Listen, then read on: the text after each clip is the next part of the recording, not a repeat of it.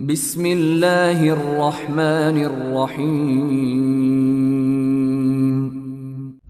لقد تاب الله على النبي والمهاجرين والأنصار الذين اتبعوه في ساعة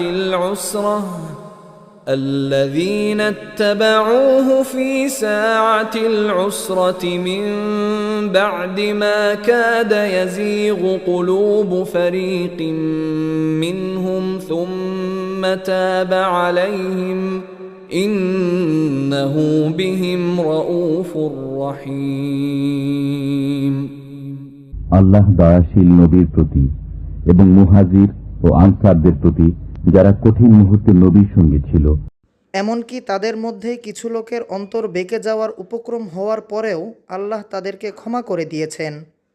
নিঃসন্দেহে তিনি তাদের প্রতি দয়াশীল ও করুণাময়। وعلى الثلاثة الذين خلفوا حتى إذا ضاقت عليهم الأرض بما رحبت وضاقت عليهم أنفسهم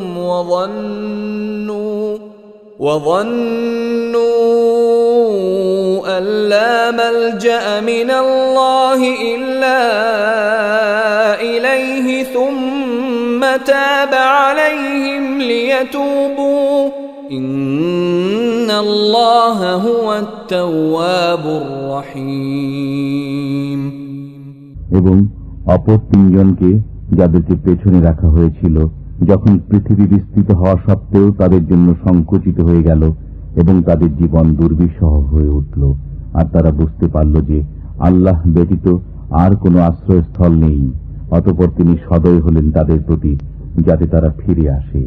নিঃসন্দেহে আল্লাহ দয়াময়, করুণাশীল। يا أيها الذين آمنوا اتقوا الله وكونوا مع الصادقين